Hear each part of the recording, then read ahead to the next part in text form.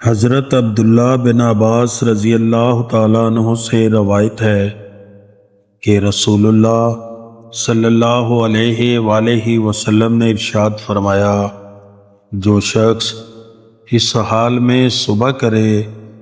کہ وہ اپنے والدین کا مطیع یعنی فرما بردار ہو تو اس کے لیے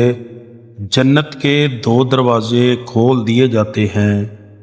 اور اگر والدین میں سے کوئی ایک حیات ہو اور وہ اس کا مطیع ہو یعنی فرما بردار ہو تو ایک دروازہ کھول دیا جاتا ہے، اور جو شخص اس حال میں صبح کرے کہ وہ اپنے والدین کا نافرمان ہو تو اس کے لیے صبح کے وقت جہنم کے 2 دروازے کھول دیے جاتے ہیں، اور اگر والدین میں سے کسی ایک کا نافرمان ہو تو ایک دروازہ جہنم کا کھول دیا جاتا ہے۔ ایک شخص نے سوال کیا،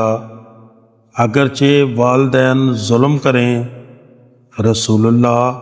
صلی اللہ علیہ وآلہ وسلم نے ارشاد فرمایا، اگرچہ وہ دونوں اس پر ظلم کریں، اگرچہ وہ اس پر ظلم کریں، اگرچہ وہ اس پر ظلم کریں